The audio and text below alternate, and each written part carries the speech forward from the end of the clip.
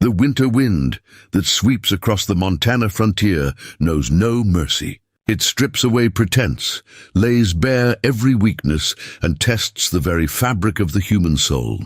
For Alice Dunham, a widow clinging to survival in a cabin perched on the edge of the wilderness, that wind had already stolen everything she loved. But on one bitter December night in 1872, when a half-frozen Navajo hunter collapsed at her door and her 6-year-old son Henry vanished into a blizzard, she faced an impossible choice. She could wrap herself in her only blanket and search for her child in the killing cold, or she could give that blanket to a dying stranger from a world her people had taught her to fear. What she chose in that moment of desperate grace would set in motion a chain of events that would either destroy her completely or forge a bond powerful enough to bring the dead back to life. The silence in the Dunham cabin was not peaceful.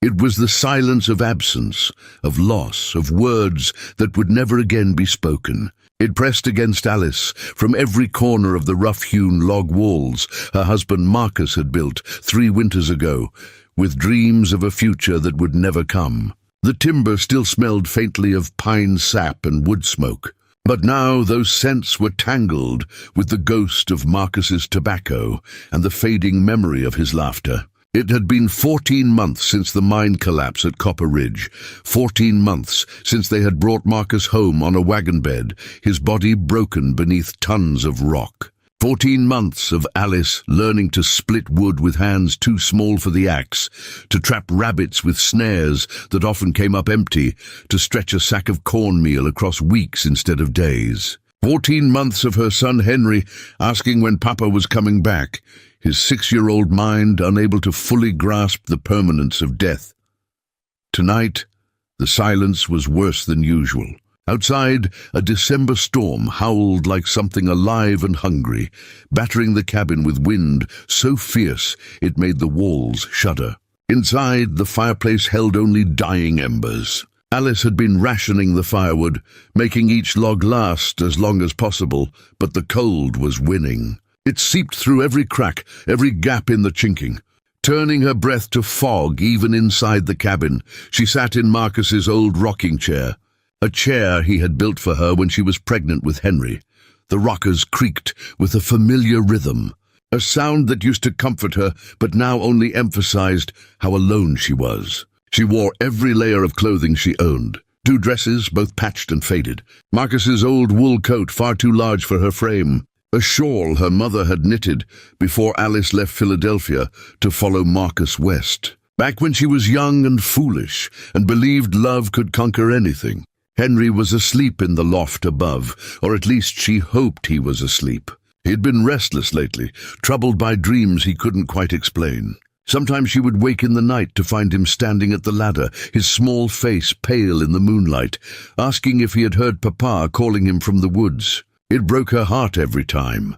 The cabin was small, just one main room with a sleeping loft, accessible by a rough wooden ladder. Marcus had promised to build an addition when they could afford it, but that promise died with him in the mine. Now the cabin felt simultaneously too large and suffocatingly small. Too large because Henry's laughter no longer filled it. Too small because the walls seemed to close in on her grief. Alice's hands were raw and chapped from work, the nails broken, the knuckles swollen. These were not the hands of the merchant's daughter she had been in Philadelphia. These were the hands of a frontier widow, shaped by survival.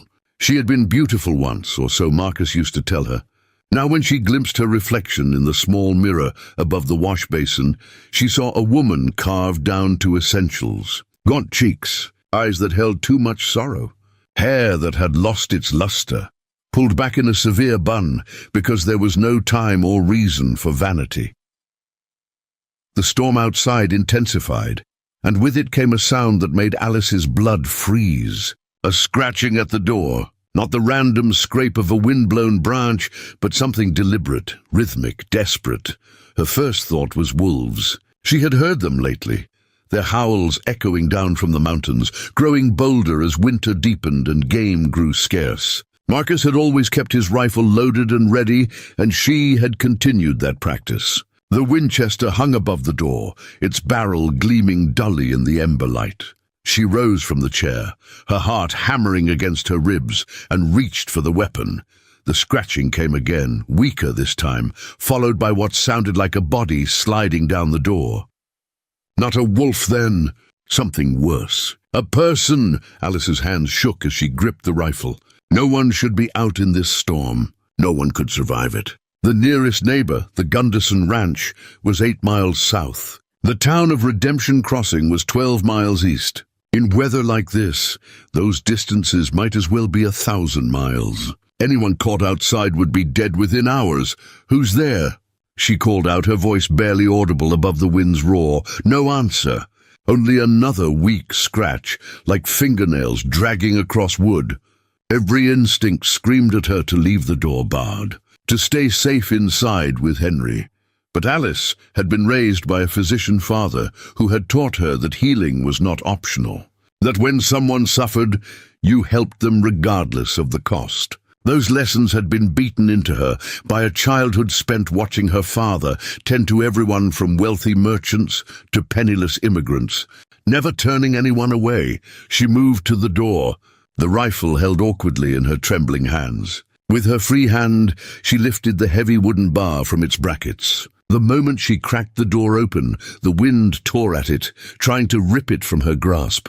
Snow and ice blasted into the cabin, extinguishing what little warmth remained. And there, collapsed against the doorframe, was a man who looked more dead than alive. He was Navajo. That much was immediately clear from his clothing and features. His deerskin clothing was inadequate for this killing cold, the leather frozen stiff as armor. His long black hair, traditionally tied back, had come loose and was matted with ice and snow. His face, what she could see of it, was grey beneath copper skin, his lips blue. He wasn't moving, wasn't conscious. His hands, she noticed with a jolt of horror, were bare, the fingers curled into claws, the flesh white with frostbite. Alice stood frozen, her mind racing. Everything she had been taught about Indians, every warning, every fear-mongering story from Redemption Crossing, rose up in a chorus of panic. The Navajo were dangerous. They were savages. They killed white settlers. They couldn't be trusted.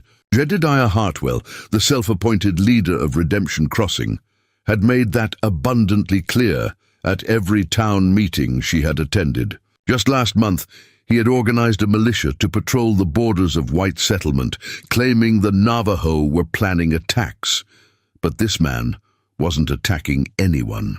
He was dying on her doorstep. Alice's father's voice echoed in her memory, as clear as if he were standing beside her. Alice, medicine knows no prejudice. Pain is pain. Death is death. If you can help and choose not to, you become complicit in their suffering. He had said that to her when she was 12, after she had hesitated to help a drunk man who had stumbled into his practice. The words had shaped her ever since. She made her decision in the space of a heartbeat. She set the rifle down, leaning it against the wall just inside the door. Then, gripping the man under his arms, she pulled. He was heavy, dead weight, and her strength had already been depleted by months of hard labor and inadequate food. Her muscles screamed in protest. Her feet slipped on the icy floor. But she pulled harder, dragging him inch by inch across the threshold. When she finally got him inside, she kicked the door shut with her foot and dropped the bar back into place. The sudden cessation of wind felt like a physical relief, but the cold that had entered with the man seemed to have settled into her bones. She stood there panting, looking down at the unconscious stranger on her floor, and wondered if she had just saved a life or signed her own death warrant. He needed warmth immediately. She could see the signs of severe hypothermia, the grey pallor, the absence of shivering, which meant his body had given up trying to generate heat. The shallow, irregular breathing. If she didn't act fast, he would die right here on her floor, and that death would be on her conscience forever. She dragged him closer to the fireplace, her arms burning with effort. She fed the dying embers with the last of her kindling, coaxing them back to reluctant life, then added one of her precious logs. She couldn't afford to waste firewood, but she couldn't let him freeze either. The flames began to grow, casting flickering orange light across his still form. His clothing had to come off. The frozen deerskin was actually making him colder, preventing any warmth from reaching his skin. Alice hesitated, her hands hovering over him. She had never undressed a man other than Marcus, and even then, only in the privacy of marriage. But this was medicine, she told herself. This was survival. Modesty had no place here.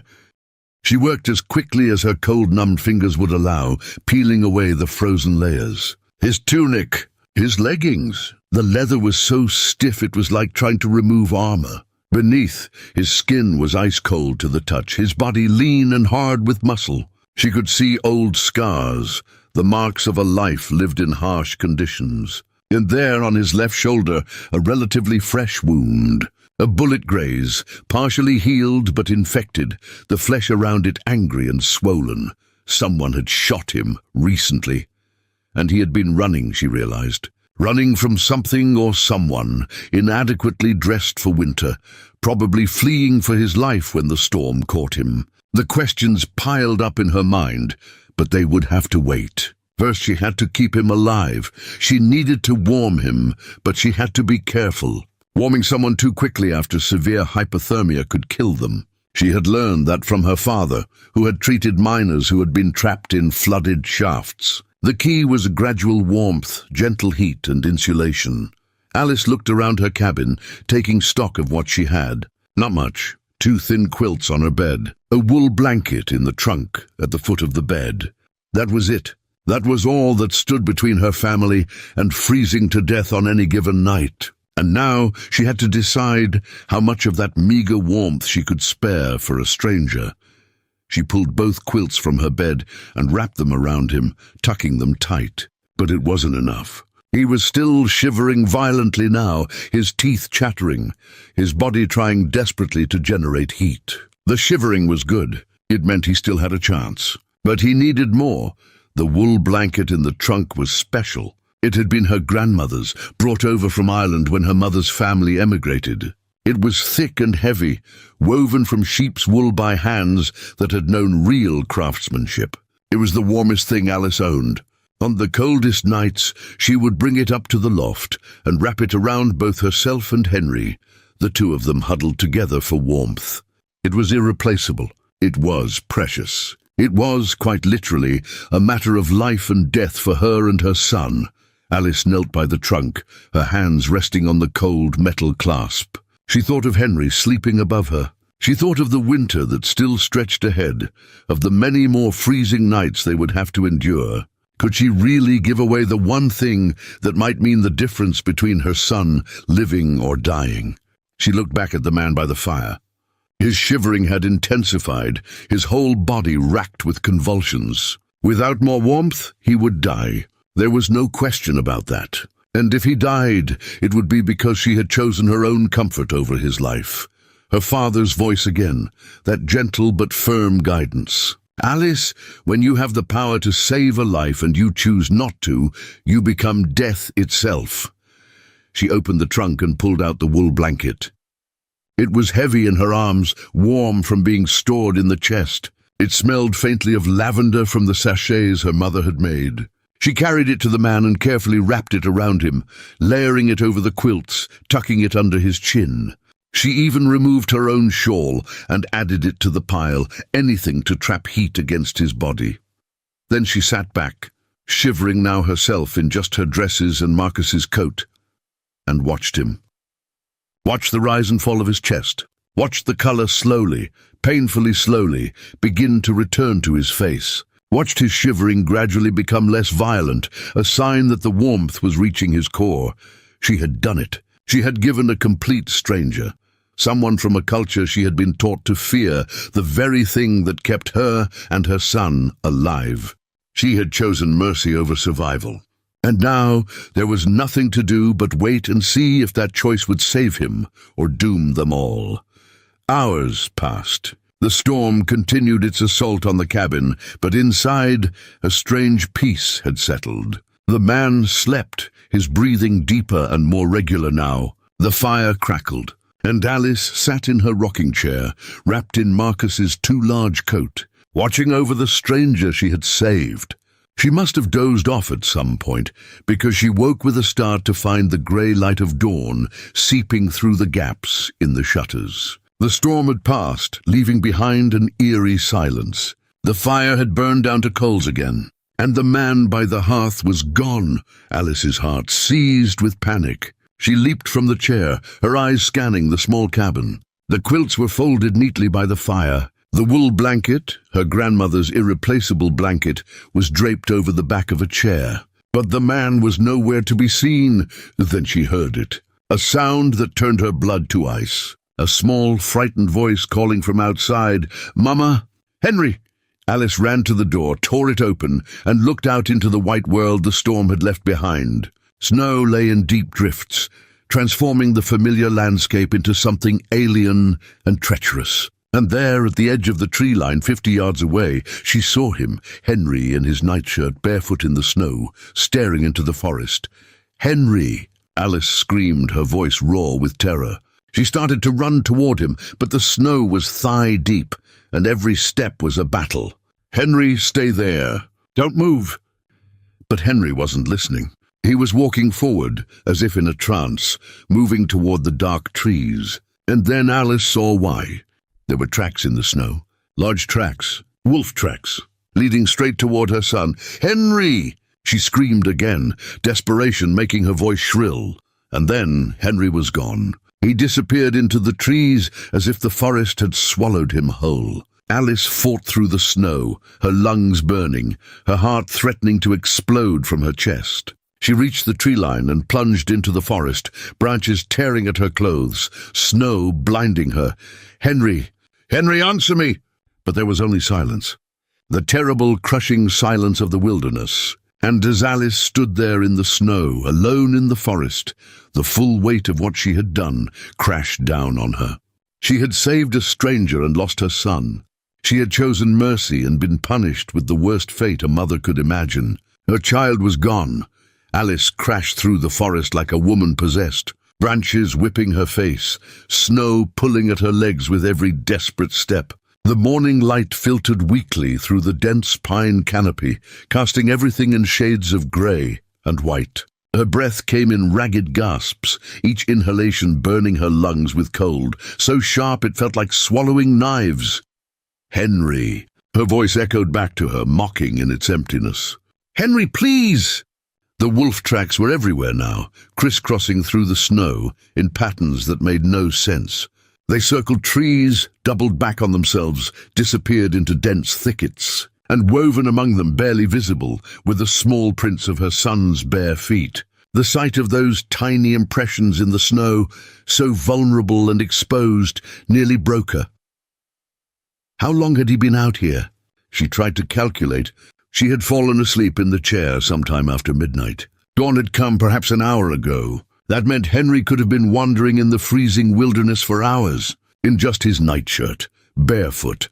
A 6-year-old child had no chance of surviving those conditions. Alice forced the thought away. She couldn't think about that. Couldn't let despair paralyze her. She had to find him, had to keep moving. Every second she wasted was a second closer to losing him forever. The forest grew denser, the undergrowth thick with frozen brambles that tore at her skirts. She had left the cabin without proper clothing, without supplies, without even her coat. She was still wearing just the 2 thin dresses, and the cold was beginning to work its way into her bones. Her hands were already numb, her feet losing feeling inside her worn leather boots. But she barely noticed. The physical pain was nothing compared to the terror consuming her. A sound stopped her in her tracks. Not Henry's voice, but something else. A low, guttural growl that raised every hair on the back of her neck. She turned slowly, her heart hammering so hard she could hear it in her ears. 30 feet away, partially hidden behind a snow-covered boulder, a wolf watched her with yellow eyes. It was massive, its grey fur thick with winter coat, its muzzle scarred from fights. This was no scavenging coyote. This was an apex predator, and she had stumbled directly into its territory.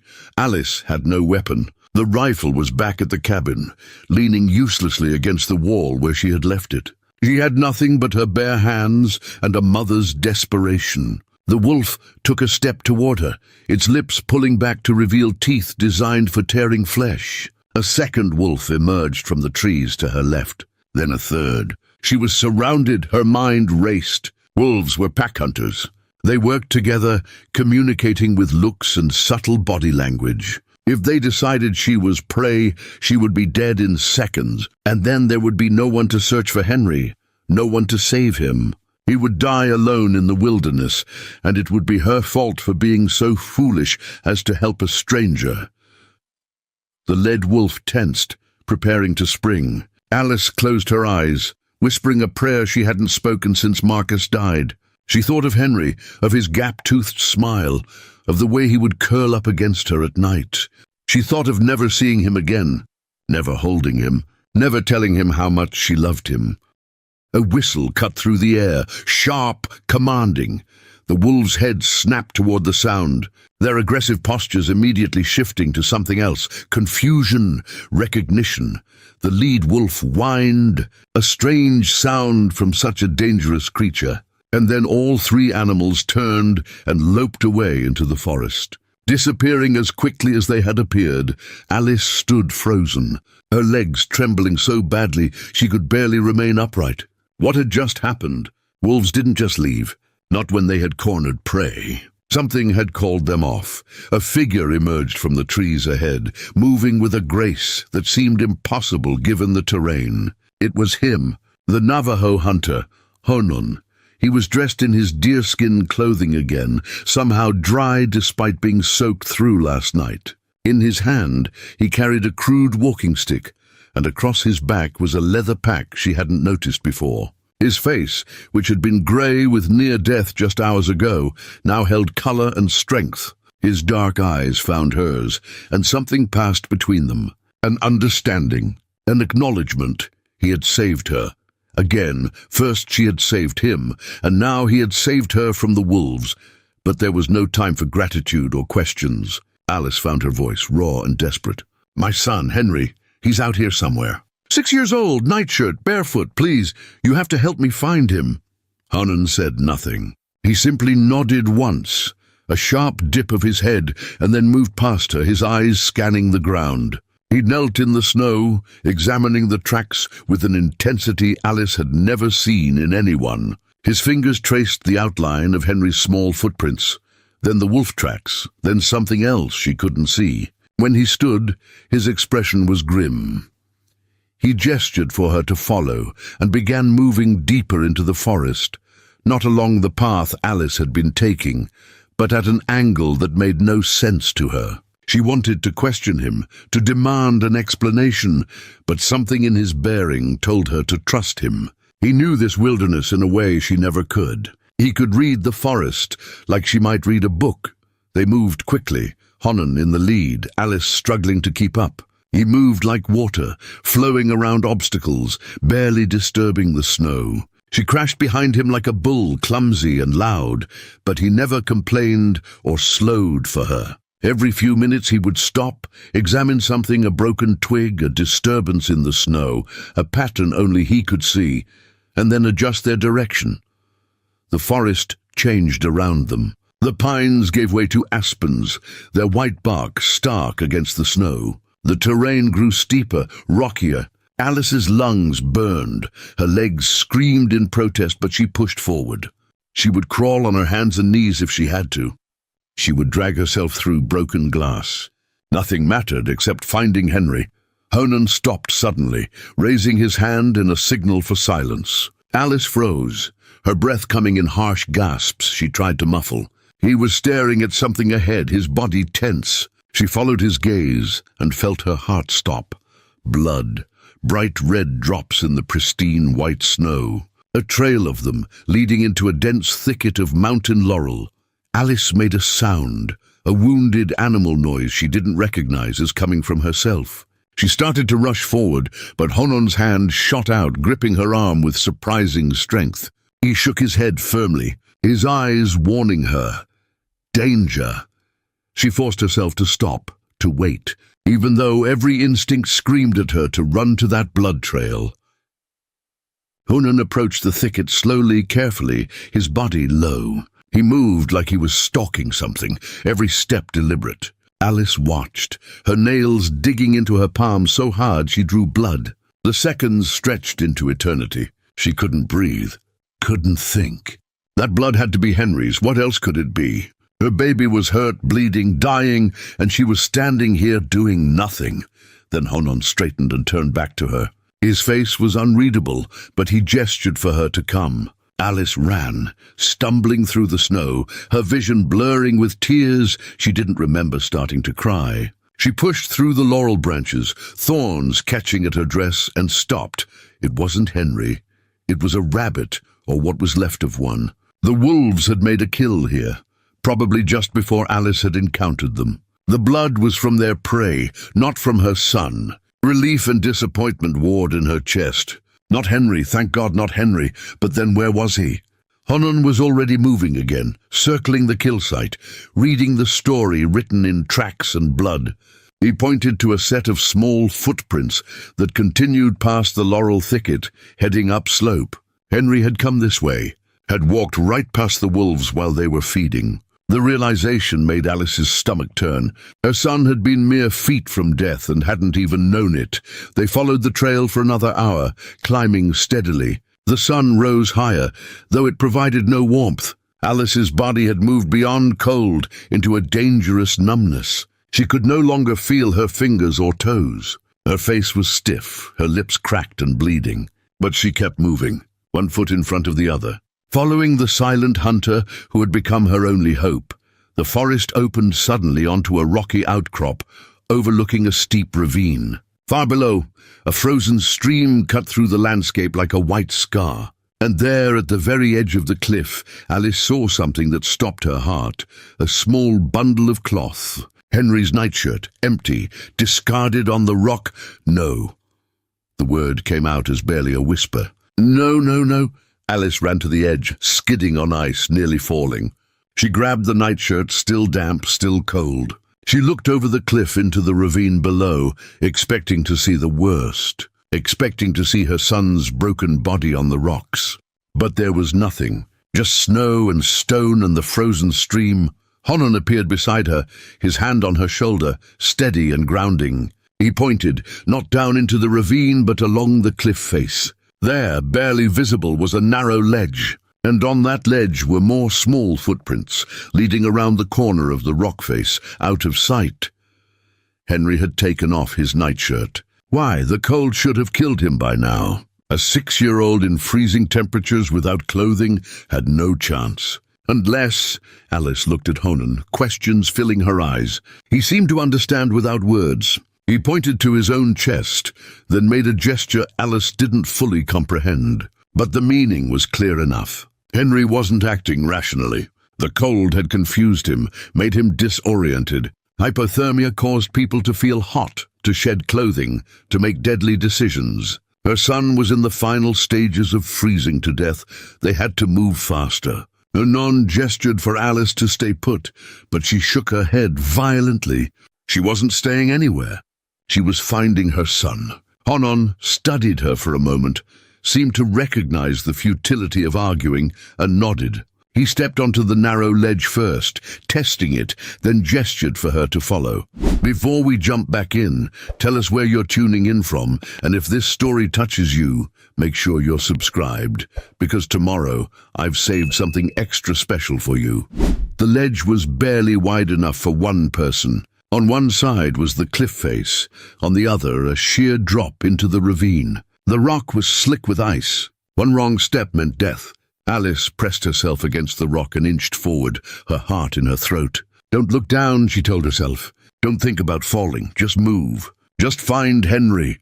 They rounded the corner of the rock face, and the ledge widened into a small natural shelf. And there, huddled against the back of the shelf where the rock created a small windbreak, was a sight that would haunt Alice for the rest of her life. Henry curled in a ball, his skin blue-white, his lips purple, his eyes closed. He wasn't wearing the nightshirt. He was completely exposed to the elements. But he wasn't alone.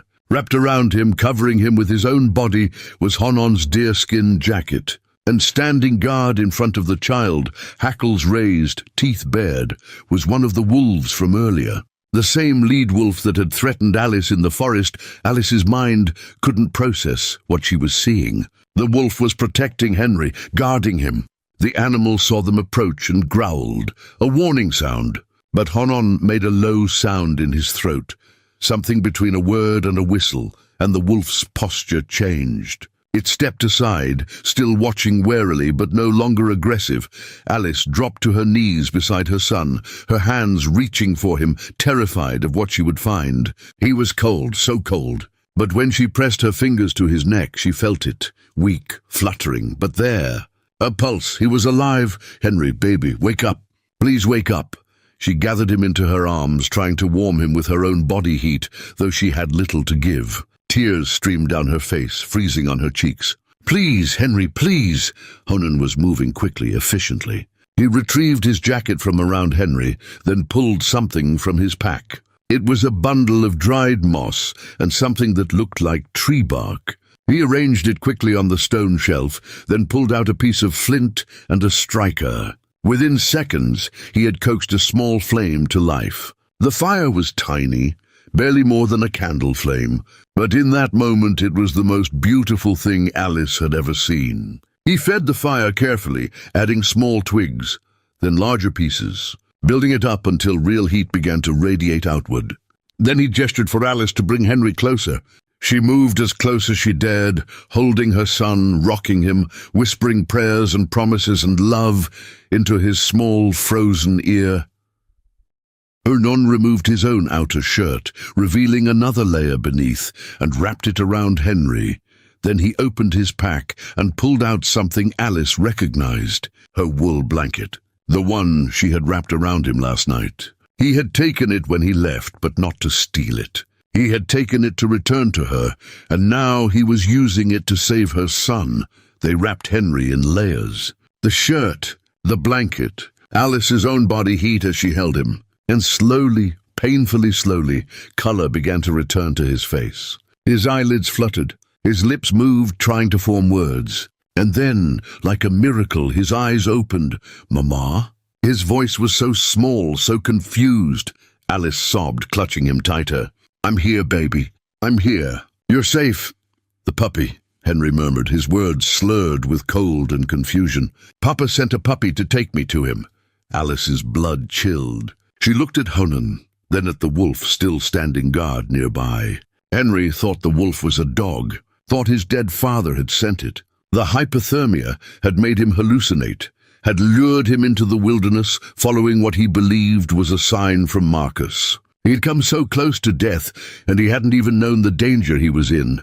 Honan spoke then, the first words Alice had heard from him. His voice was deep, accented, but the English was clear. "The wolves protect the lost. In my people's way, we say the wolf is brother to the wanderer. This one led me to your son, led me to repay the debt." Alice looked up at him, this man she had saved, who had now saved her son. "You followed him. You tracked Henry." Honan nodded. "I woke before dawn, saw the small tracks leaving your home, knew a child alone would not survive. The blanket you gave me kept me alive. Now it keeps your son alive. The circle is complete." But it wasn't complete, not yet. They were still miles from the cabin, on a narrow ledge above a ravine, with a child in critical condition. The sun was already beginning its descent toward afternoon. They had hours of difficult travel ahead, and Henry was in no condition to walk. Alice looked at the path they had taken to get here, at the treacherous ledge, at the miles of wilderness between them and safety. They would never make it. Not carrying Henry, not before nightfall.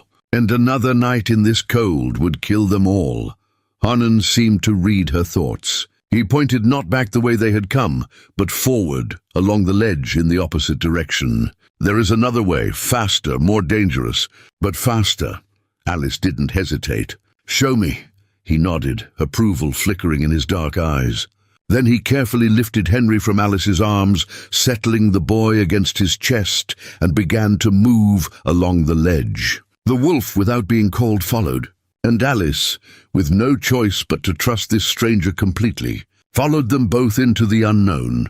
The ledge Honon led them along grew narrower with each step, until Alice found herself pressed so tightly against the rock face that the stones scraped through her thin dresses. Below them, the ravine yawned like an open mouth, hungry and patient. One slip, one moment of lost balance, and they would tumble into that abyss. She tried not to think about it, tried to focus only on placing one foot carefully in front of the other. But fear wrapped around her throat like a noose. Honon moved ahead with Henry cradled against his chest, the boy's small body wrapped in the precious wool blanket. Even carrying the extra weight, the Navajo hunter moved with an assurance that seemed almost supernatural. His feet found purchase where Alice saw only ice and smooth stone. He never hesitated, never faltered, as if the mountain itself guided his steps. The wolf ranged behind them, occasionally disappearing from view, only to reappear moments later, its yellow eyes watchful. Alice had stopped questioning the animal's presence. Nothing about this day made sense anymore. Her son had been led into the wilderness by what he believed was a message from his dead father. A man she had saved from freezing had tracked her child through miles of forest, and now a wild wolf was somehow helping to bring them all home. Logic had abandoned her hours ago. They rounded another curve in the cliff face, and the ledge simply ended. Alice's heart dropped. There was nothing ahead but a sheer vertical wall of rock rising another 50 feet above them, and below, the deadly drop into the ravine. They were trapped, but Honon didn't stop.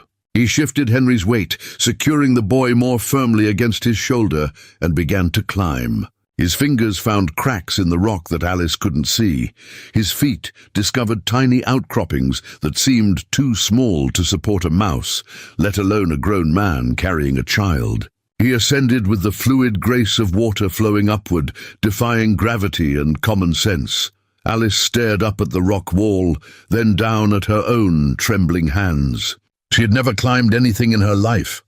In Philadelphia, the most dangerous height she had encountered was the ladder to her father's attic. This was madness. This was suicide. But the alternative was to go back, to retrace miles of treacherous path while Henry's condition worsened, while darkness approached, while the cold crept deeper into all their bones. She reached up and grasped the first handhold Honon had used. The rock was rough against her palm, cold enough to burn. She pulled herself up, her feet scrabbling against the stone, and found the small outcropping he had used. Her whole body shook with effort and terror. "Don't look down," she commanded herself. "Don't think. Just climb." The ascent was a nightmare measured in inches. Alice's fingers bled, her nails breaking against the unforgiving stone. Her arms burned with an agony she had never imagined possible. Twice her foot slipped, and for one heart-stopping moment she hung by her hands alone, her legs dangling over nothing, death calling from below. But somehow she found the strength to pull herself back, to keep climbing, driven by the sight of Henry's pale face above her. Honon had already reached the top and was leaning over the edge, one hand extended toward her. His face was calm, confident, as if he had never doubted she would make it. That confidence gave Alice strength she didn't know she possessed. She stretched, grasped his hand, and felt herself pulled up and over the lip of the cliff. She collapsed on solid ground, her chest heaving, her entire body shaking. For a moment, she simply lay there in the snow, overwhelmed by the simple miracle of flat earth beneath her. Honon gave her only seconds to recover before touching her shoulder and pointing ahead. They still had miles to go. The terrain had changed dramatically. They were higher now, above the tree line, where the wind howled unobstructed across exposed stone and scattered patches of hardy scrub. The view was staggering. Alice could see for miles in every direction. The Montana wilderness, spreading out in waves of white and green, broken by the dark ribbons of frozen streams. And there, far to the south, so distant it looked like a child's toy, was her cabin. It might as well have been on the moon. Between here and there lay a landscape of obstacles that would take hours to navigate. Hours they might not have. Henry had been unconscious again for the last 30 minutes, his breathing shallow and irregular. The brief warmth from the fire on the ledge had bought them time, but not much. If they didn't get him to real shelter, to sustained heat and proper care, he would slip away, despite everything they had done. Honan seemed to sense her despair. He pointed not toward the cabin, but to a different direction, northeast. Alice followed his gesture and saw what he was indicating. Smoke, a thin ribbon of grey rising from behind a rocky outcrop, perhaps 2 miles away. "No," Alice said immediately, understanding his intention. "We can't. That could be anyone, outlaws, claim jumpers. We can't risk it." Honan met her eyes steadily. "Your son will not survive the journey to your home. This I know with certainty. But 2 miles in this direction, with the wind at our backs, we can make before full dark. There will be fire, shelter, a chance." Alice wanted to argue, but she knew he was right. She could feel it in her own body, the way the cold had worked its way into her core. Her thinking was becoming sluggish, her movements uncoordinated. She was approaching hypothermia herself, and if she collapsed, then all 3 of them would die out here. The pragmatic part of her mind, the part that sounded like her physician father, knew that any shelter was better than none. "If they hurt us," she said quietly, "if they hurt Henry, I will never forgive you." Something flickered in Honan's eyes, respect perhaps, or understanding. "If they hurt your son, they will answer to me. This I promise." They set off toward the smoke, the wolf padding silently alongside them. The wind was indeed at their backs now, pushing them forward rather than fighting them. It should have been easier, but Alice's body had reached its limit. Every step was a battle against muscles that wanted to stop, joints that screamed in protest, lungs that couldn't seem to draw enough air from the thin mountain atmosphere. Honan never rushed her, never showed impatience. When she stumbled, he was there, steady and solid. When she fell to her knees in the snow, too exhausted to continue, he waited while she gathered herself. He could have left her, could have taken Henry and moved faster alone, but he didn't. The debt he felt toward her for saving his life seemed to extend beyond just finding her son. He would see them both to safety or die trying. The sun was touching the western peaks when they finally reached the source of the smoke. It wasn't a cabin or a camp. It was something Alice had only heard about but never seen. A cave dwelling built into the side of a massive rock formation with a crude door made of pine logs fitted into the natural opening. Smoke leaked from cracks in the rock above, indicating a fire within. Horses were penned in a makeshift corral nearby, 3 of them, all bearing the brands of different ranches. Stolen, Alice thought immediately. Whoever lived here was no honest homesteader. Before they could approach closer, the door swung open and a man emerged. He was tall and rangy, dressed in clothes that had seen better days, with a gun belt slung low on his hips. His face was weathered and hard, his eyes the pale blue of winter ice. Behind him appeared 2 more men, equally rough, equally armed. They looked at the strange group approaching their hideout with expressions that ranged from confusion to suspicion to outright hostility. "That's far enough," the first man called out, his hand resting on his pistol. "State your business and make it quick. We don't welcome visitors." Honan stopped but didn't speak. He simply stood there holding Henry, his posture non-threatening but unafraid. It was Alice who found her voice, desperation overriding caution. "Please," she called out, her voice hoarse and breaking. "My son, he's dying. He needs warmth, shelter, just for tonight. We'll leave at first light. Please, I'm begging you." The men exchanged glances. One of them, younger than the others with a scar running down his left cheek, spat in the snow. "We ain't running no charity house, lady, and we sure as hell don't welcome Indians. Best you move along." "He saved my son's life," Alice said, taking a step forward despite the guns. "That Indian you want to turn away tracked my boy through miles of wilderness and found him when I couldn't. He's a better man than any of you will ever be. Now you can let us in or you can shoot us. But I'm not leaving my child out here in the cold because you're too damned ignorant to see past the color of a man's skin." The words came from somewhere deep inside her, from a well of strength she didn't know existed. She expected the men to shoot, expected violence. Instead, the first man, the leader, threw back his head and laughed. "Well, I'll be damned," he said. genuine amusement in his voice. "Little thing like you got a tongue sharp as a skinning knife. I like that." His expression sobered as he looked at Henry's limp form. "The boy really dying?" "Yes," Alice said simply. "And if we don't get him warm soon, he will be dead before morning." The man studied them for a long moment, his pale eyes calculating. Finally he nodded. "All right. You can come in, but the Indian stays outside." "No," Alice said flatly. "We come in together, or we don't come in at all." The scarred man started to protest, but the leader held up his hand. "Jack, shut your mouth. It's my decision, not yours." He looked back at Alice. "You've got spine, lady. I respect that. Fine, you all come in. But any trouble, any at all, and I'll put a bullet in all of you. We clear?" "Clear," Alice agreed. The interior of the cave dwelling was surprisingly spacious, carved out by water over countless centuries and then modified by human hands. A fire burned in a pit in the center, the smoke drawn up through a natural chimney in the rock. Bedrolls were scattered around the space, along with supplies that clearly came from various robberies. Bags of flour stamped with merchant marks from 3 different towns. Tools, weapons. These men were outlaws, probably part of a gang that had been operating in the territory. But right now Alice didn't care. There was heat. Real blessed heat. She nearly wept with relief as the warmth hit her frozen skin. "Put the boy by the fire," the leader said, his voice gruff. "Martha, get out here." A woman emerged from a deeper recess in the cave, and Alice's eyebrows rose in surprise. She was older, perhaps 50, with grey-streaked hair pulled back in a severe bun. Her dress was plain but clean, and she moved with an air of competence. An outlaw's woman, perhaps, but there was something in her eyes that spoke of a different past.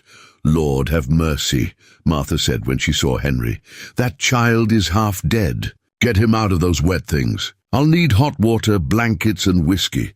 The men jumped to obey, and Alice realized that despite their rough appearance, they respected this woman. Martha took charge like a general commanding troops, and within minutes Henry was stripped, dried, and wrapped in blankets that smelled of wood smoke and horse, but were blessedly warm. "You know healing," Alice said. Watching the woman work with practiced efficiency, "I was a nurse," Martha replied, not looking up from examining Henry's extremities for frostbite.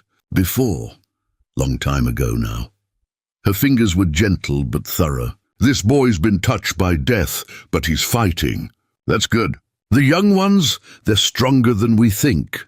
She looked up at Honan, who stood near the cave entrance, still holding Alice's wool blanket. "You Indian, come here. Let me see your shoulder." Honan hesitated, but Alice nodded to him. He approached, moving with the same fluid grace despite his obvious exhaustion. Martha peeled back his deerskin shirt, revealing the bullet wound Alice had noticed earlier. The infection had worsened, the flesh around it angry and hot. "Damn fool," Martha muttered. "This should have been treated days ago. You're lucky you're not dead." She looked at Alice.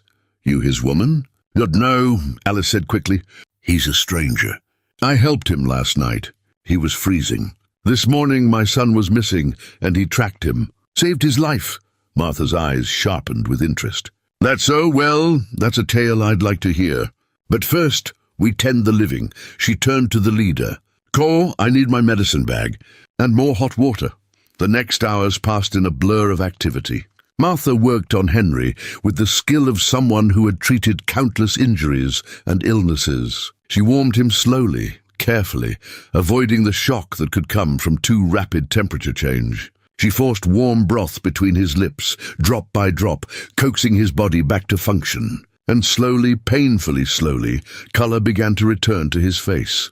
Meanwhile, she tended to Honan's wound, cleaning it with harsh efficiency that made the stoic hunter's jaw clench. She packed it with something that smelled of herbs and honey, then wrapped it tightly.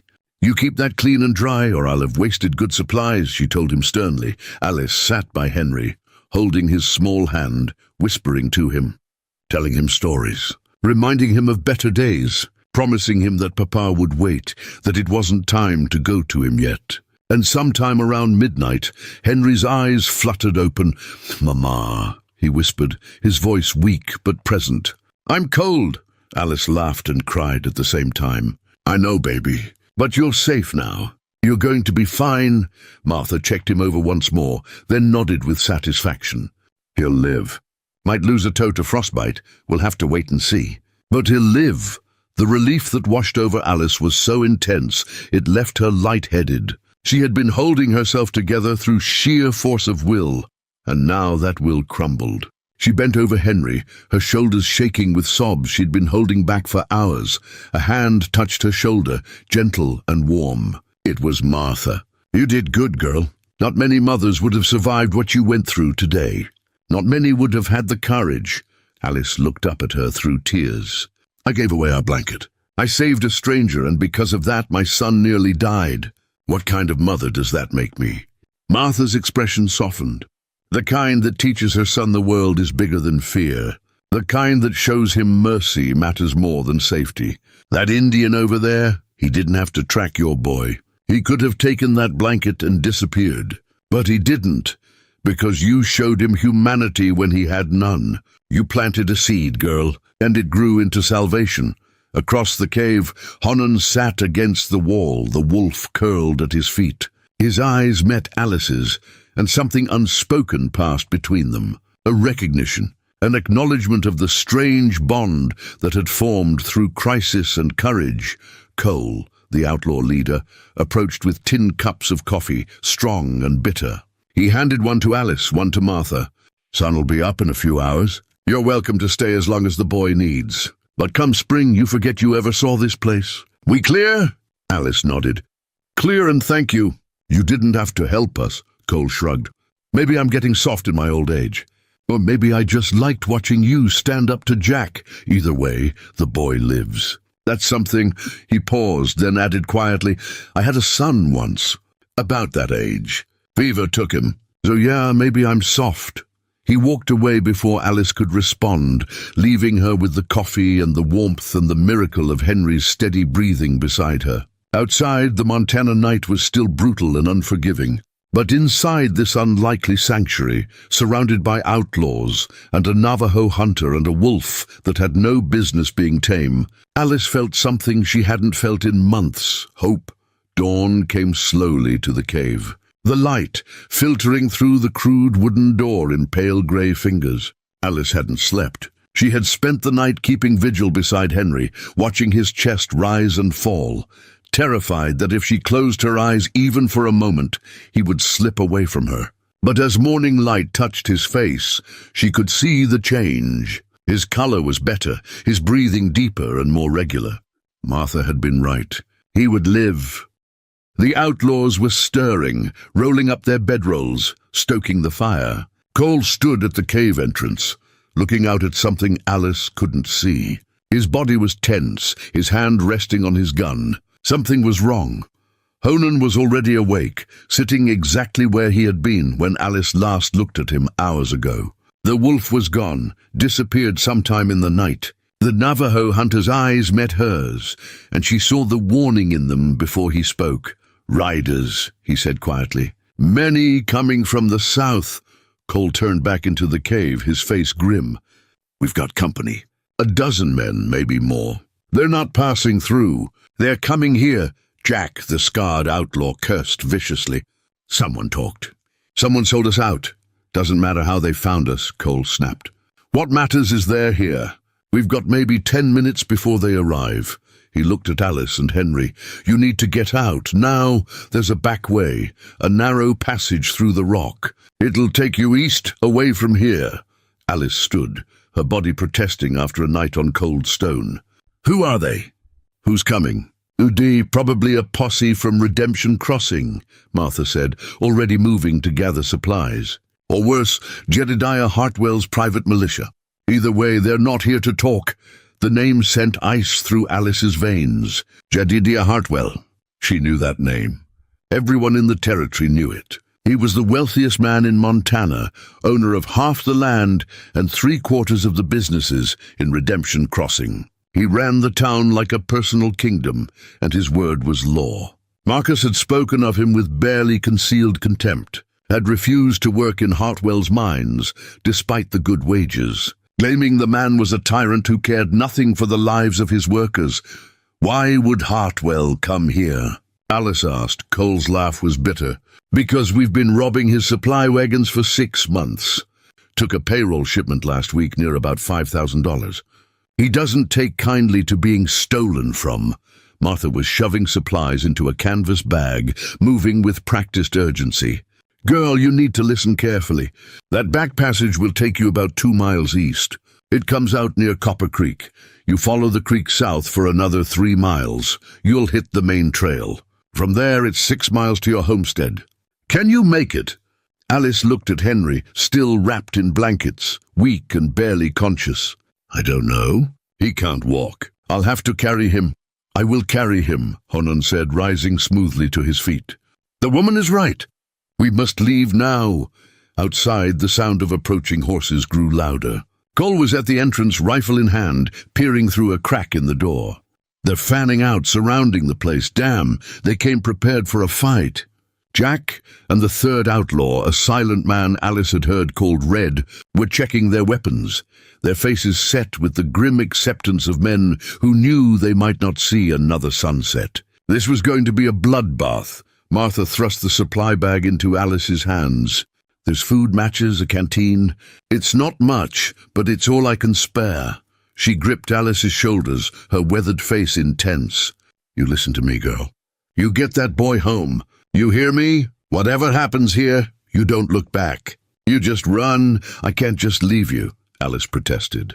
They'll kill you. We've been dead since we chose this life, Cole said from the doorway.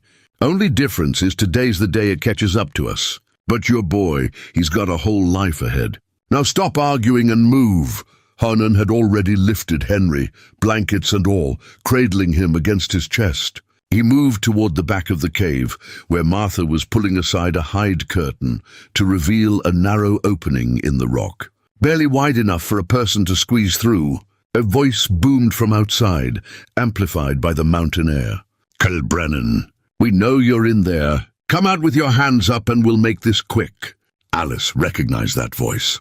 It belonged to Dutch Morrison, Hartwell's right-hand man, a former cavalry officer who had been dishonorably discharged for excessive brutality. He was known throughout the territory as a man who enjoyed violence, who would manufacture reasons to use his fists or his gun. If he was leading this raid, there would be no mercy.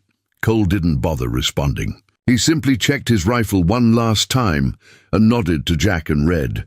They took positions on either side of the door, ready for the fight they knew was coming.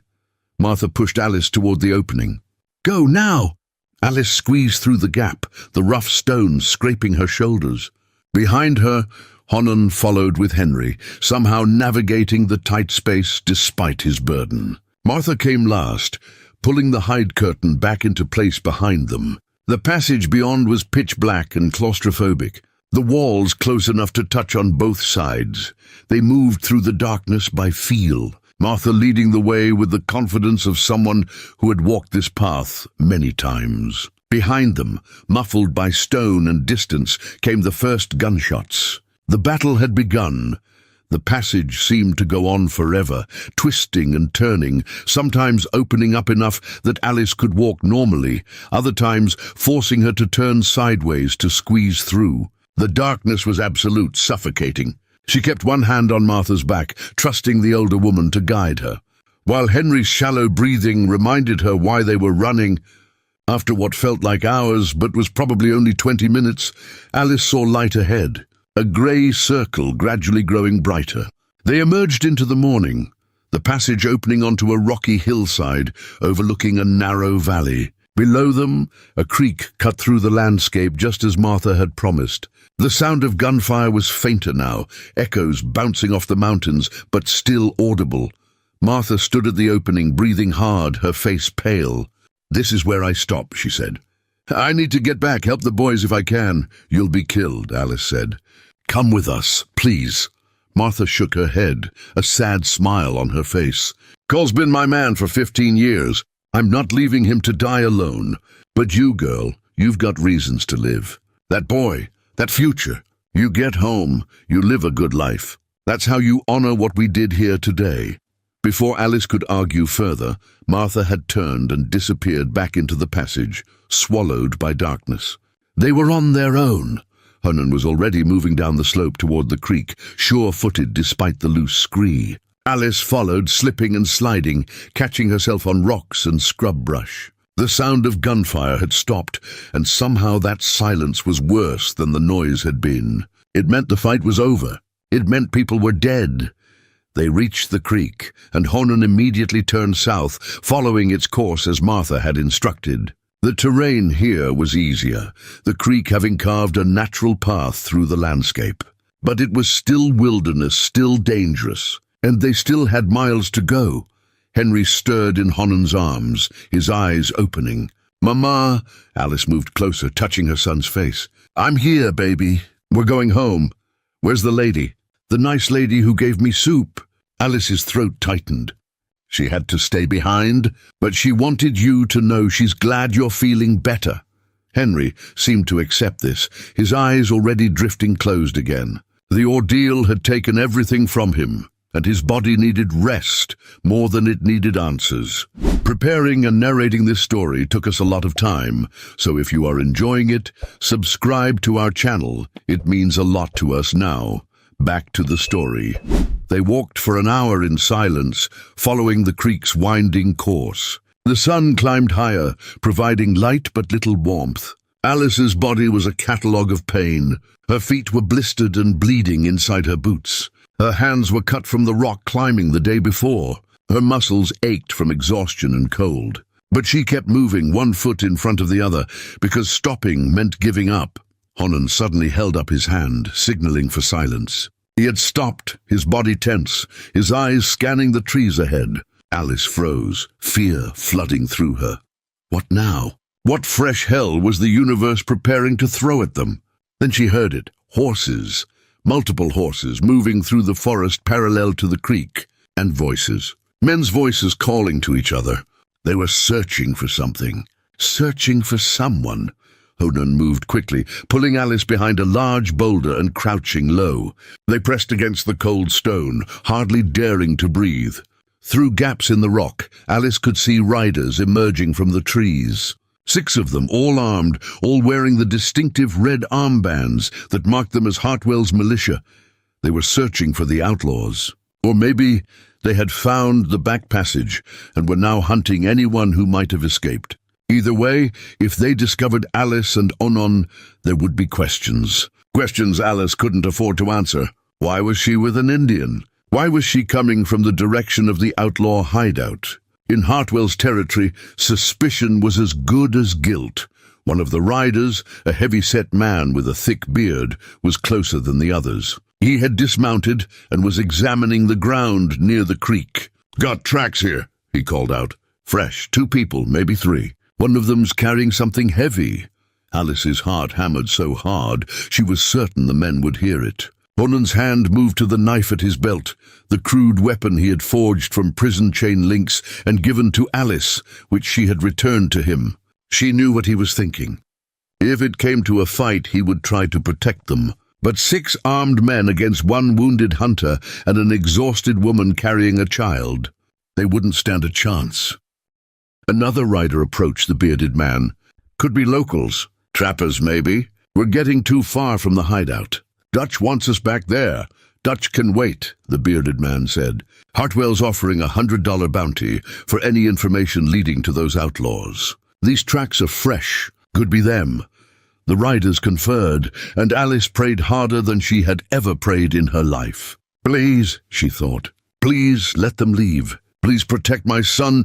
"All right," the bearded man finally said. "We'll follow these tracks another half-mile. If we don't find anything, we head back." They were going to follow the tracks. They were going to find them. There was no way to avoid it. Alice looked at Honan, saw the resignation in his eyes. He was preparing himself for the fight, for the sacrifice he would have to make to give her and Henry a chance to escape. Then the wolf appeared. It came out of the trees like a ghost, the same massive grey wolf that had guarded Henry on the cliff ledge. It stood in full view of the riders, not 50 yards away, and let out a howl that echoed through the valley. The horses spooked immediately, rearing and dancing sideways. "Damn wolves," one of the riders cursed, fighting to control his mount. The bearded man had drawn his rifle, but the wolf was already moving, loping away into the forest in the opposite direction from where Alice and Honan hid. And it was making noise, deliberately loud, crashing through underbrush, leading the men away. "There's something in the trees," another rider said. "Could be a person using the wolf as a distraction." The bearded man's greed overcame his caution. "Could be one of the outlaws trying to sneak past us." "Come on, we'll check it out." The 6 riders wheeled their horses and rode after the wolf, away from the creek, away from the hiding fugitives. Within minutes, the sound of their passage had faded, leaving only the babble of water over stone. Alice released a breath she didn't know she had been holding. Beside her, Honan relaxed fractionally.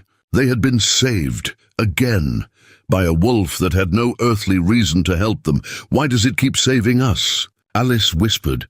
Honan was quiet for a moment before answering. "In my people's way, we believe that the spirits of the land choose to aid those who walk in balance. You showed mercy when you could have shown fear. The land remembers." The wolf is the land's answer. Alice didn't know if she believed in spirits or sacred wolves or any of it, but she couldn't deny what she had seen. 3 times now, that animal had intervened at moments when death seemed certain. 3 times it had given them a chance to survive. Whatever the explanation, she was grateful. They waited another 10 minutes to be sure the riders weren't coming back, then emerged from behind the boulder and continued south along the creek. The encounter had cost them time and rattled their nerves, but it had also confirmed something Alice had suspected. Hartwell's men were everywhere, searching, hunting. The territory had become a war zone, and she was caught in the middle of it. By midday, they reached the main trail Martha had mentioned. It was little more than a wagon track, 2 ruts cut through the wilderness by years of use, but it was a landmark, a sign that civilization, for better or worse, was near. Alice recognized the area now. She had traveled this trail with Marcus once, bringing supplies back from Redemption Crossing. Her homestead was indeed about 6 miles south, but 6 miles might as well have been 60. Henry was burning with fever now, his small body hot to the touch, his skin flushed. The hypothermia had passed, but infection had taken its place, probably from the frostbite on his toes. He needed medicine, real medicine, not just Martha's herb remedies. He needed a doctor. The nearest doctor was in Redemption Crossing, 12 miles in the wrong direction. Even if Alice could make it there carrying Henry, even if Honan could carry him, they would be walking straight into Hartwell's stronghold. The man who was hunting the outlaws, the man whose militia was scouring the countryside. They would be arrested on sight, questioned, possibly killed for their association with Cole's gang. Alice made her decision. Home first. Get Henry to the cabin, get him warm and comfortable. Then she would ride to the Gunderson Ranch, 8 miles south. Old Anders Gunderson was no doctor, but his wife Ingrid knew healing. She had treated miners for years. She would know what to do for fever and infection.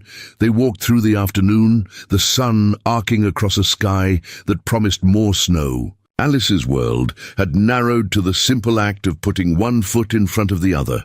Her body had moved beyond pain into a strange numb state where nothing felt quite real. She was walking in a dream, a nightmare, and any moment she would wake up in her cabin with Marcus beside her and Henry safe in the loft. But she didn't wake up. The trail continued, endless and cruel, and when the sun finally touched the western peaks, painting the snow orange and gold, Alice saw it. Her cabin, small and rough and beautiful, home. She wanted to run, to sprint the final 100 yards, but her body wouldn't obey. She stumbled forward, Honan matching her pace, and finally they reached the door. Alice's hands shook so badly she could barely lift the bar. But she managed it, pushed the door open, and stepped into the cold interior.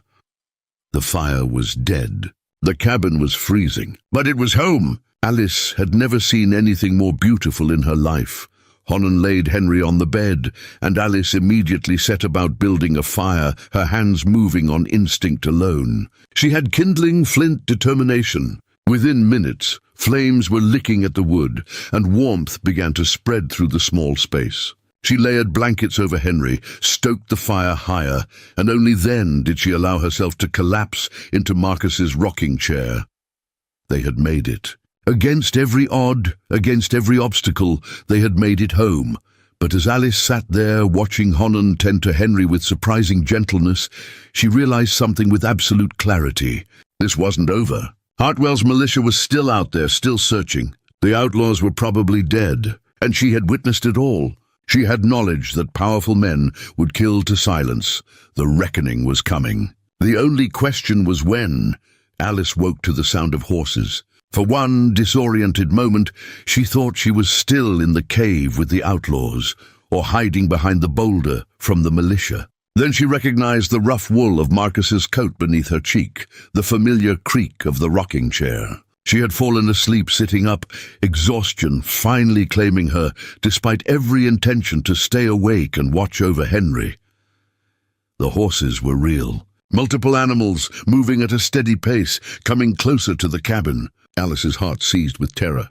She looked to the bed where Henry lay sleeping, his breathing labored but steady, then to the corner where Honan had positioned himself, already awake and alert. The Navajo hunter held a finger to his lips, then pointed to the door. Someone was approaching.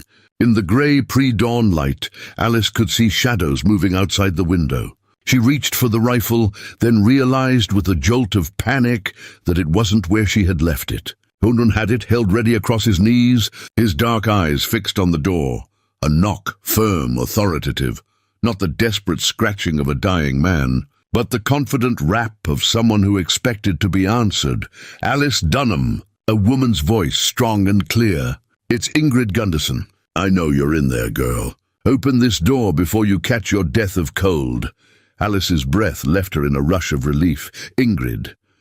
She moved quickly to the door, lifting the bar and pulling it open. Cold air rushed in, along with Ingrid Gunderson herself, a tall, broad-shouldered woman in her 50s, with steel-grey hair and eyes that missed nothing. Behind her stood her husband Anders, smaller and quieter, holding the reins of 2 horses. Ingrid took one look at Alice, still wearing the same torn and filthy dresses from 2 days ago, her face gaunt with exhaustion and fear, and her expression softened. "Lord have mercy, child. What happened to you?" Then Ingrid's gaze found Honan, sitting in the corner with the rifle, and her body went rigid. Her hand moved toward the pistol at her belt, a weapon she carried as naturally as some women carried sewing needles. "Wait!" Alice said quickly, stepping between them. "Please, he's not a threat. He saved Henry's life. He saved both our lives." Ingrid's eyes narrowed, moving from Honan to Alice, to the bed where Henry lay feverish and pale. Anders had entered the cabin now, and his weathered face showed the same wariness, the same instinctive distrust that had been bred into settlers by years of conflict. "Start talking," Ingrid said, her hand still near her weapon. "And it better be a good story." So Alice told them. Everything, the blizzard 2 nights ago, finding Honan frozen on her doorstep, giving him the blanket, waking to find Henry missing, the search through the forest, the wolves, the cliff, finding Henry nearly dead, the outlaw hideout, Martha's kindness, the raid, the escape, the journey home. She left nothing out, too exhausted and desperate for help to care about how the story sounded. When she finished, Ingrid and Anders exchanged a long look, some unspoken communication passing between them. Finally, Ingrid's hand moved away from her pistol. "That's the most fool thing I've ever heard," Ingrid said, but her tone had lost its edge. "Giving away your only blanket to a stranger, in a blizzard. Girl, you could have died." "I know," Alice said quietly, "but I couldn't leave him. My father taught me better than that." Ingrid shook her head, but Alice saw something like approval in the older woman's eyes. "Well, you're your father's daughter, that's for certain. Physician to the end, even when common sense says run." She moved to the bed, already pulling supplies from the canvas bag she carried. "Now let me see this boy of yours." She examined Henry with the practiced efficiency of someone who had tended countless injuries and illnesses on the frontier. She checked his fever, looked at his toes where frostbite had darkened the skin, listened to his breathing. Her face grew grimmer with each observation. "The fever's from infection," she said finally. "The frostbite's gone bad in his smallest toe. It'll have to come off, or the rot will spread."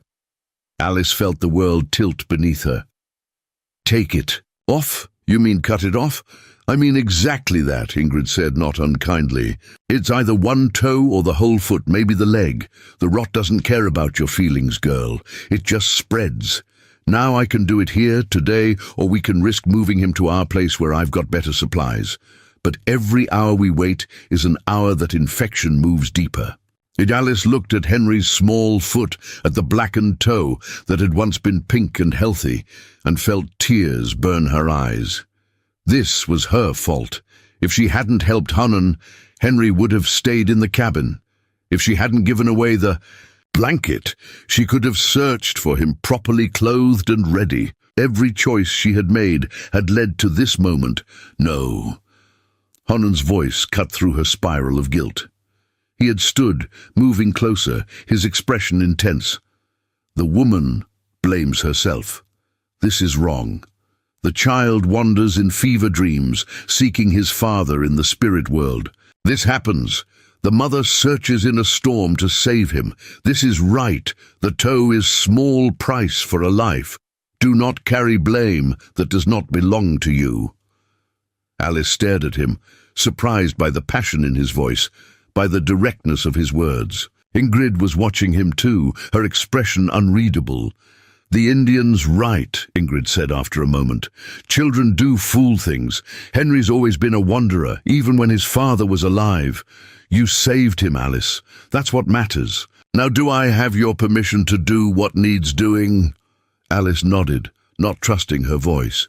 Ingrid immediately began issuing orders to Anders, who moved to obey with the quiet efficiency of a man long accustomed to his wife's commands. They would need boiling water, clean cloth for bandages, whiskey for sterilization and pain, a sharp knife heated in the fire. Hannon stepped forward. "I have seen this done in my people's way.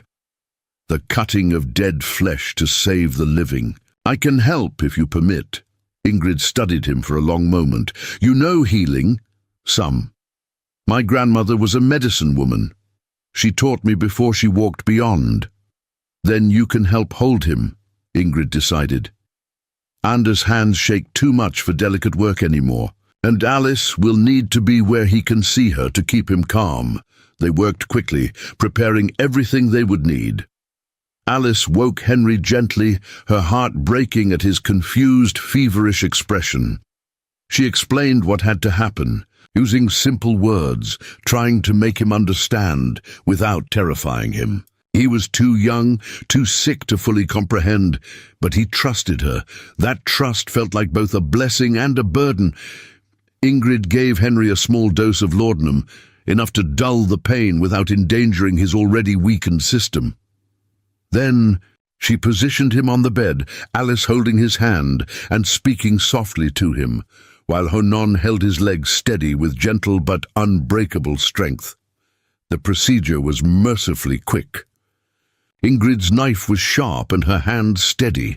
Henry cried out once, a sound that would haunt Alice's dreams for years to come, then subsided into whimpering as the laudanum took fuller effect.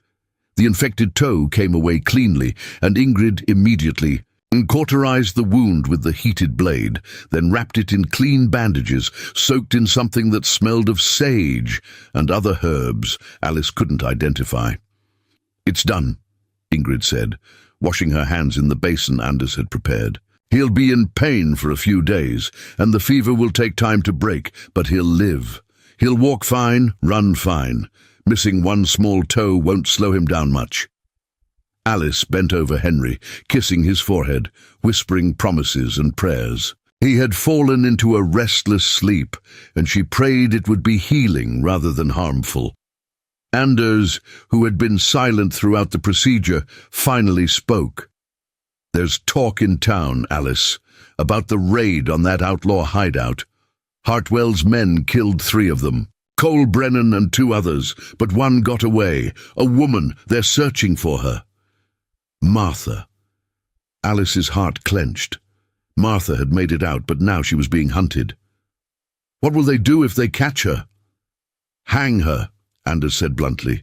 That's what Hartwell does with outlaws. String them up in town square as a warning. He's already got the rope ready. Ingrid shot her husband a warning look, then turned to Alice. There's more. Hartwell's put out word that anyone seen with Indians is to be reported immediately. He's claiming there's some kind of alliance between the outlaws and the Navajo, that they've been working together to raid settlements. It's nonsense, of course, but people are scared, and scared people do terrible things. The implication was clear. Honon was in danger. If anyone saw him here, if anyone reported Alice for harboring an Indian, Hartwell's militia would come, and they wouldn't ask questions first. He needs to leave, Alice said, looking at Honon. Now, before anyone else sees him here. Honon met her gaze steadily. The boy is not yet safe. The fever still burns. You have enemies who will come. I will not leave. You'll be killed, Alice said. Or I will be, for hiding you. You've repaid your debt 100 times over. You found my son. You brought him home. You helped save his life. The debt is settled. Please go while you still can. Something flickered in Honon's eyes. Pain, perhaps. Or understanding. The debt is settled, he agreed slowly. But I do not stay for debt. I stay because it is right. Before Alice could respond, the sound of horses approached again, different from before, heavier, more of them. Ingrid moved to the window, peered out, and her face went pale. Militia, she said, at least a dozen riders, led by Dutch Morrison himself. They had come, the reckoning Alice had been dreading since they left the outlaw hideout. Somehow, someone had connected her to the raid, to the escaping outlaws. Or perhaps they were just searching every homestead, looking for Martha. Either way, they were here. Honon was already moving, gathering his few belongings. I will lead them away. They seek me, not you. If I leave, you will be safe. No, Alice said firmly. You step outside alone, they'll shoot you on sight. Then they'll come in here anyway and search the place. We need a different plan. Ingrid was thinking rapidly, her eyes darting around the cabin. The root cellar, under the floor, behind the wood box. It's small, but a man could fit if he doesn't mind tight spaces. Anders dug it out years ago when he built this place, meant it for storing vegetables, but it's half empty now. Anders was already moving the wood box aside, revealing a trapdoor Alice had never noticed. Honon looked at it. At the dark space below, and something in his expression told Alice he didn't like enclosed spaces. But he didn't hesitate. He climbed down into the darkness, and Anders replaced the trapdoor and wood box, scattering kindling and wood chips across the floor to hide any signs of disturbance. A heavy fist pounded on the door. "Open up! Militia! Business!" Ingrid positioned herself in the rocking chair, picking up some mending as if she'd been there all morning. Anders moved to stand by the fireplace, his posture casual. They were providing alibis, witnesses, respectability. Alice sent them a grateful look, then opened the door. Dutch Morrison filled the doorway, a massive man with cold eyes and a reputation for cruelty. Behind him, Alice could see at least 15 armed men on horseback. This was more than a search party. This was an invasion force. "Mrs. Dunham," Dutch said, his voice carrying a false politeness that made Alice's skin crawl. "We're conducting a search of all homesteads in the area. There's been outlaw activity, and we have reason to believe fugitives may be hiding in the territory." "I've seen no outlaws," Alice said, keeping her voice steady. "As you can see, I have my hands full caring for my son. He's been ill." Dutch's eyes moved past her, scanning the interior of the cabin. They lingered on the bed where Henry lay, on Ingrid and Anders. then swept the rest of the small space. "Mind if we look around?" It wasn't really a question. Alice stepped aside, her heart hammering. The militia men filed in, tracking mud and snow across her floor, their hands on their weapons. They looked in every corner, behind every piece of furniture. One of them climbed the ladder to the loft, searched through the sparse belongings there. Another examined the area around the fireplace. Alice held her breath as one militiaman approached the wood box. He kicked at it idly, testing its weight. For one terrible moment, she thought he would move it aside, would discover the trap door. But then Dutch called him off. "Nothing here. Let's move on. We've got 10 more homesteads to check before dark." The men filed out, and Alice allowed herself to breathe again. But Dutch lingered at the door, his eyes fixed on her with an intensity that made her skin crawl. "I'll be honest with you, Mrs. Dunham. We found tracks leading away from that outlaw hideout. 2 people, one of them carrying something heavy. Those tracks came in this direction before we lost them in the creek. Now, I'm not saying you had anything to do with those outlaws. But if you did, if you helped them in any way, Hartwell will find out. And when he does, there won't be a hole deep enough for you to hide in." Alice met his gaze without flinching. "I've been here for 2 days, caring for my sick son. Ingrid and Anders can attest to that. If there were outlaws in the area, I neither saw nor helped them." It was technically true. She hadn't seen them after they entered the passage. And by the time she had emerged into daylight, the fight was over. The lie sat heavily on her conscience, but the truth would get them all killed. Dutch studied her for a long moment, then nodded slowly. "For your sake, I hope that's true. Hartwell's not a forgiving man." He tipped his hat mockingly. "Good day, Mrs. Dunham. I hope your boy recovers." Then he was gone, his men thundering away on their horses, leaving only churned mud and the lingering sense of threat. Alice closed the door and sagged against it, her legs suddenly weak. Anders immediately moved the wood box and opened the trapdoor. Honan climbed out, his face tight with suppressed emotion. Being trapped in that dark space had clearly cost him, but he had endured it without complaint. "They're gone," Alice said. "But Dutch Morrison suspects something. He'll be watching. Any move we make, he'll hear about it." Ingrid stood, her face grim. "Then the Indian can't stay here. It's too dangerous for all of you. But he can't travel alone either, not with militia patrols everywhere." She paused, thinking. "There's a trader who comes through once a month, buys furs and such. He's got a route that goes north into Navajo territory. If we could get word to him, maybe he'd take a passenger." "When does he come through?" Alice asked. "Should be here in 3 days if the weather holds. Until then, Honan needs to hide somewhere other than this cabin. Somewhere the militia won't think to look." Anders cleared his throat. "There's the old line shack, up in the north pasture. No one's used it for years. It's half collapsed, but it's shelter. And it's on our land, not Alice's. If they search again, they won't connect it to her." It wasn't perfect, but it was a chance. Alice looked at Honan, saw the understanding in his eyes. 3 more days, and then he would be gone. 3 days to keep him alive, to keep them all safe from Hartwell's vengeance. "I'll take you there tonight," Anders said to Honan. "After dark, when no one can see. You'll have to stay hidden, stay quiet. Can you do that?" Honan nodded. "I have waited in silence for days before, waiting for game to come within range of my bow. 3 days is nothing." But it wasn't nothing, Alice thought. It was 3 days for Dutch Morrison to find Martha. 3 days for Hartwell to piece together what had happened. 3 days for everything to fall apart. As if reading her thoughts, Ingrid squeezed her shoulder.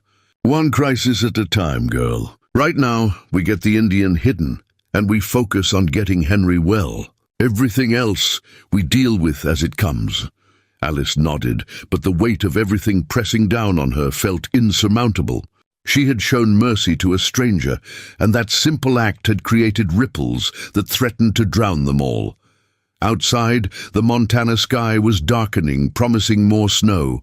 Inside the cabin, Henry whimpered in his sleep, fighting fever and pain. And hidden beneath the floor, the evidence of Alice's defiance waited to be discovered. The storm was far from over.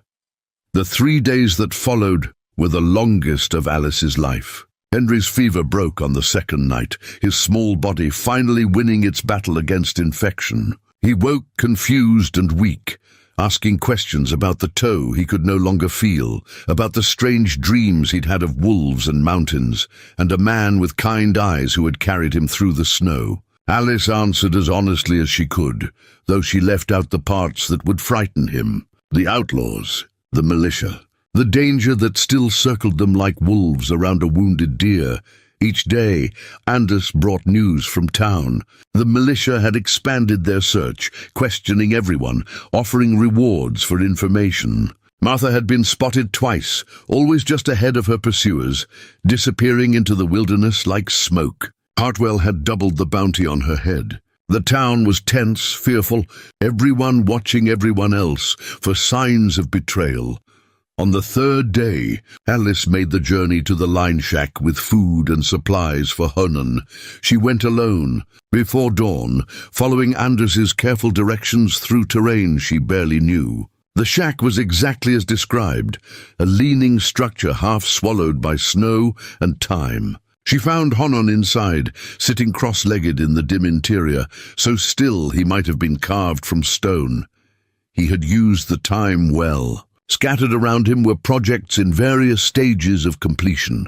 He had fashioned new arrows from branches he'd gathered, their tips sharpened to lethal points. He had woven a small basket from dried grasses, intricate and beautiful.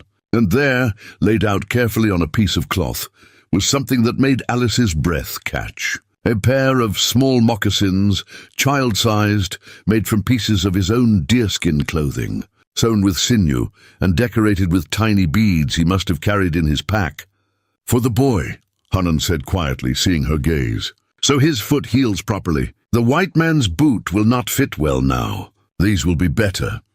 Alice picked up the moccasins, feeling the softness of the leather, seeing the care in every stitch. He had made these in the cold and dark, with limited supplies, for a child he barely knew. "They're beautiful," she whispered. "Henry will treasure them." Honan stood, moving to the doorway to watch the lightening sky. "The trader comes today."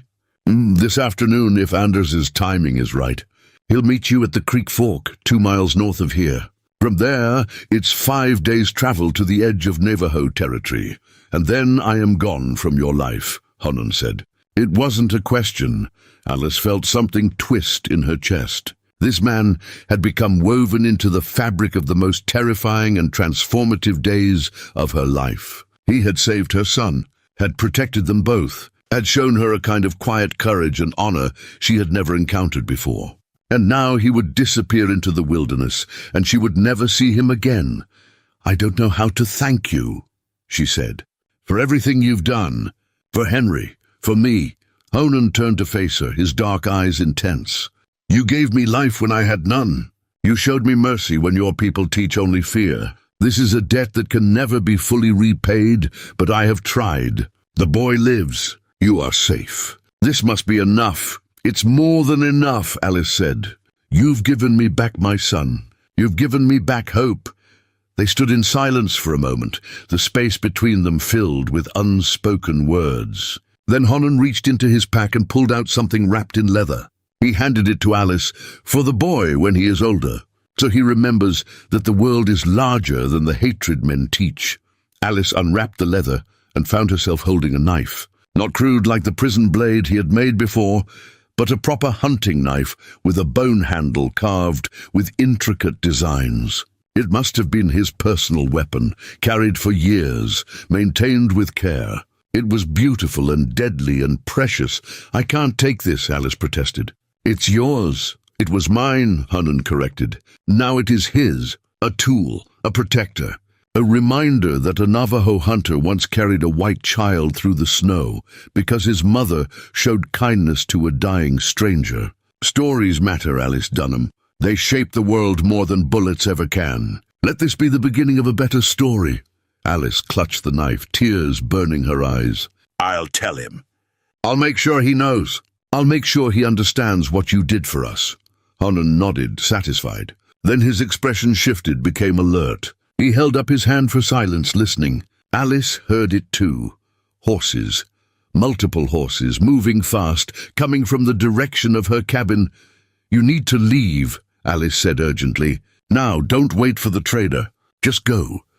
But Honon was already moving, not toward escape, but toward the sound of approaching danger. "They ride hard, with purpose. Someone has told them something. You must return to your cabin. Protect the boy." Alice wanted to argue, but she knew he was right. If the militia was coming, Henry was alone, except for Ingrid, who had stayed to watch over him. She turned and ran, her feet finding purchase in the snow, her lungs burning with cold and fear. Behind her, she heard Honon moving in a different direction, drawing any pursuit away from her. She reached her cabin just as a dozen militia riders thundered into the clearing. But these weren't the same men who had searched before. At their center, mounted on a massive black horse, was Jedediah Hartwell himself. Alice had never met the man, but she recognized him from Marcus's descriptions. Tall, silver-haired, dressed in expensive clothes that looked absurd in the wilderness. His face washered and cold, the face of a man who had spent decades bending others to his will. Dutch Morrison was beside him, and behind them rode the militia. But they weren't alone. They had a prisoner, a woman, bound and gagged, thrown across a horse like a sack of grain. Even from a distance, even through the blood and bruises, Alice recognized her. "Martha," Ingrid emerged from the cabin, her pistol in hand but held low, non-threatening. Her face was pale but composed. "Mr. Hartwell, to what do we owe the honor?"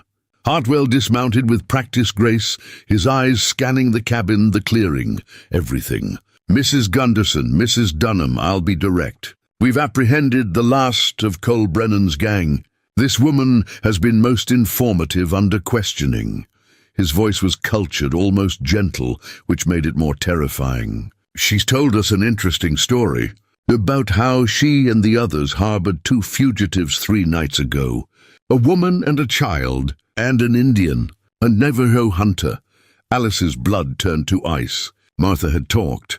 After enduring 3 days of pursuit, of being hunted like an animal, she had finally broken under interrogation. Alice couldn't blame her. Everyone had their limit. "I don't know what she told you," Alice said, keeping her voice steady, "but I've been here caring for my son. He's been gravely ill. You can ask anyone in the territory." "Oh, I believe your son was ill," Hartwell said smoothly. "I believe you were desperate to save him. Desperate enough to accept help from anyone, even outlaws and savages. Martha has told us everything, Mrs. Dunham, about how you appeared at their hideout with the Indian. About how you fled before the raid. About the back passage through the mountain." "She's lying," Alice said flatly, "probably to save her own neck." "I was never at any outlaw hideout." Hartwell smiled, a terrible expression devoid of warmth. "That's interesting.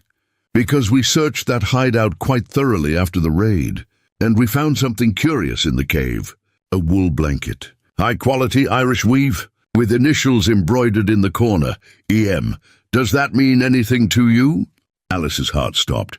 Her grandmother's blanket, the one she had wrapped around Honon, the one he had used to save Henry.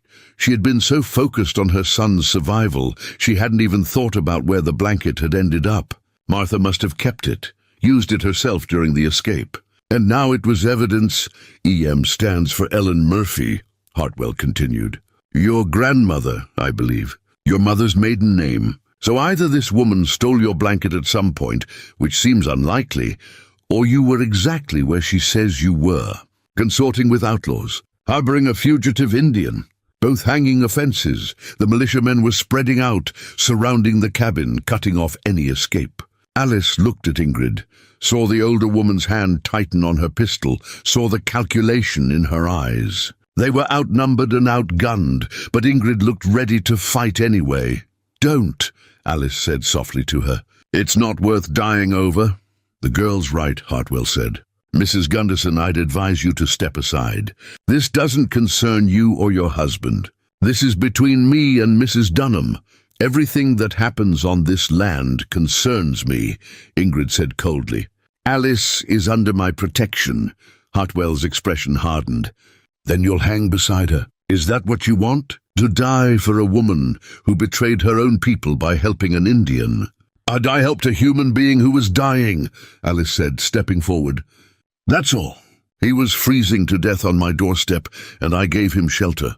I gave him warmth. I gave him my blanket, because it was the right thing to do.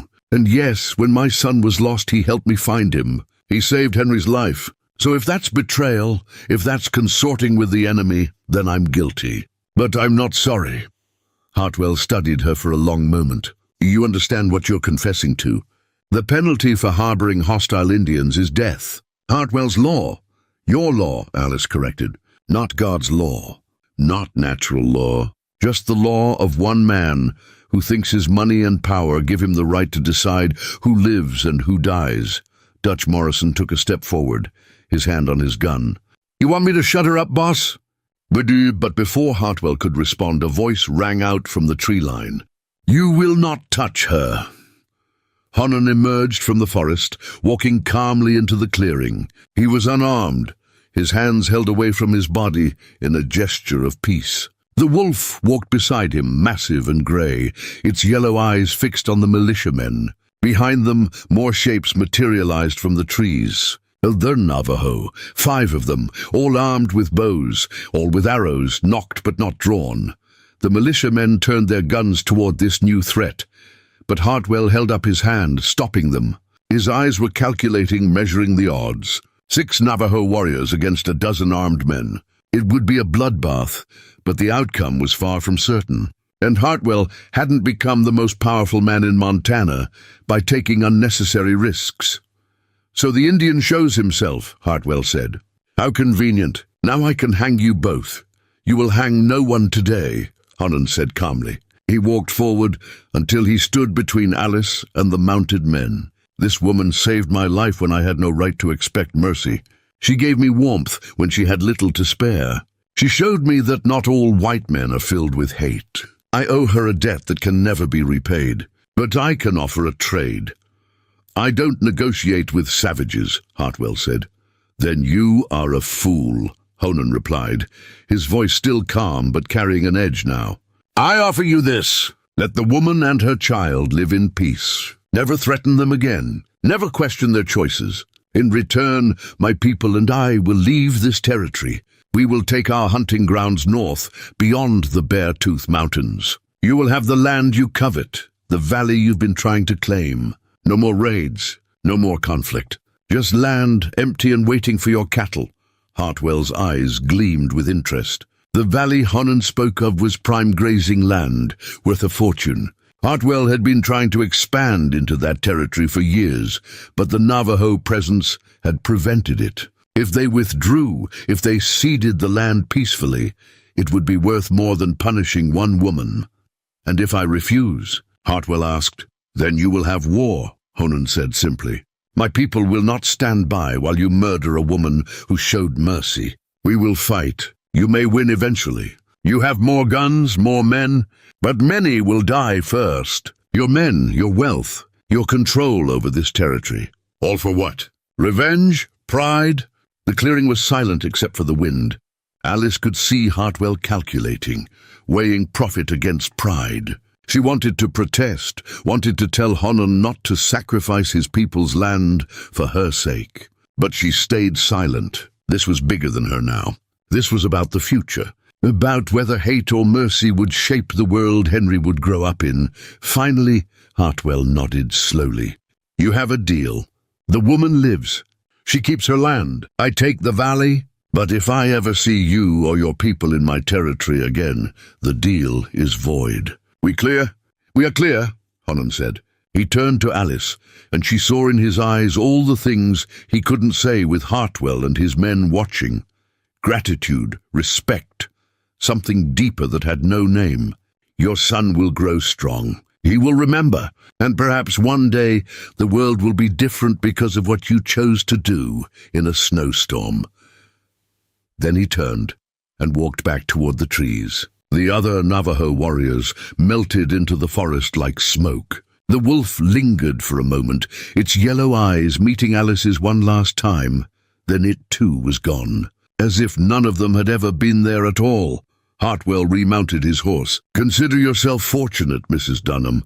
Not many people get to walk away from me." He looked at Martha, still bound on the horse. "This one, however, has no such luck. She's paid for her crimes with information. Now she'll pay with her life." "No," Alice said suddenly. An idea had formed, crazy and desperate, but it was a chance. "Let her go," Hartwell laughed. "And why would I do that?" "'Cause if you don't, I'll ride to every settlement in Montana and tell them how Jedediah Hartwell hung a woman for the crime of showing mercy to a mother and child. I'll tell them about the deal you just made, trading a woman's life for land. I'll tell them what kind of man you really are. And even if they don't believe me, even if they side with you, the story will spread. It will taint everything you do, every business deal, every political move. You'll always be the man who hung a woman for being kind." Hartwell's face darkened with rage. For a moment Alice thought he would shoot her where she stood. But then his expression shifted, became calculating again. "You're bold. I'll give you that. Fine, the woman goes free. But she leaves Montana. If I ever see her again, she hangs, no mercy. No deals?" He gestured, and Dutch cut Martha's bonds. She fell from the horse, landing hard in the snow. Alice ran to her, helped her up. Martha's face was a mess of bruises, her hands raw from ropes, but her eyes were fierce and alive. "You're a fool," Martha whispered to Alice, "but a brave one. Take care of that boy." Then Martha was limping away, disappearing into the same forest that had swallowed Honan. Two souls, forever changed by a single act of mercy, carried forward by grace they hadn't earned, but had been given freely. Hartwell and his men rode away, taking the threat with them. The clearing emptied, and Alice stood there with Ingrid, watching the forest, feeling the weight of everything that had happened settle into her bones. "You changed the world today," Ingrid said quietly. "Maybe just a little, maybe just for a few people, but you changed it." Inside the cabin, Henry called for his mother, his voice stronger than it had been in days. Alice went to him, scooped him up carefully, mindful of his healing foot. She held him close, breathing in the scent of him, feeling the miracle of his heartbeat against her chest. "Mama," Henry said, the man with the kind eyes. "Will I see him again?" Alice looked at the moccasins Honan had made, at the knife he had given her to pass to her son, at the blanket that had started everything, now returned to her by Ingrid, who had retrieved it from the militia. Physical reminders of impossible grace. "No, baby," she said honestly. "He's gone back to his home. But he left you gifts, and he left you something more important. He left you a story about how one act of kindness can change everything, about how mercy matters more than safety, about how the world is bigger and more beautiful than fear." Henry nodded solemnly, processing this with the seriousness children bring to important truths. Then he smiled, that gap-toothed grin that lit up his whole face. "I like that story, Mama." "So do I, baby," Alice whispered. "So do I." Outside, the Montana sky was clearing, the winter sun breaking through the clouds for the first time in days. Spring was still months away, but Alice could feel it coming, could feel the world turning toward light and warmth and new growth. Henry was alive. They were safe. And somewhere in the mountains, a Navajo hunter was leading his people to new hunting grounds, carrying with him the memory of a widow who had chosen mercy when fear would have been easier. The blanket that had saved 2 lives now hung above Alice's fireplace, a testament to the power of simple grace. And in the years to come, when Henry grew strong and tall, when he asked about the scar on his foot and the beautiful knife his mother gave him on his 10th birthday, Alice would tell him the full story, every detail, every choice, every consequence. She would tell him about the night she gave her last blanket to a freezing hunter, and how that single act of compassion had rippled outward like a stone thrown into still water, creating waves that changed everything they touched. She would teach him that mercy was not weakness, that kindness was not surrender, that seeing the humanity in others, even when the world taught hatred, was the bravest thing a person could do, and Henry would listen and learn. and grow into a man who understood that the true measure of a person was found not in moments of comfort and plenty, but in the desperate hours when choosing grace over fear could cost everything. The world would be better because of that lesson. Different because one woman, faced with an impossible choice in a Montana snowstorm, had decided that a stranger's life mattered more than her own safety. That was the real ending to the story. Not the dramatic rescue or the tense confrontation, but the quiet transformation of a child's heart. The planting of a seed that would grow into something beautiful and true. A legacy of mercy that would outlive them all. The blanket hung on the wall, faded now, worn thin in places, but still warm. Still a reminder. Still proof that in a world often cruel and cold, one person's choice to give everything for a stranger could kindle a fire that would never go out. Up next, you've got 2 more standout stories right on your screen. If this one hit the mark, you won't want to pass these up. Just click and check them out, and don't forget to subscribe and turn on the notification bell so you don't miss any upload from us.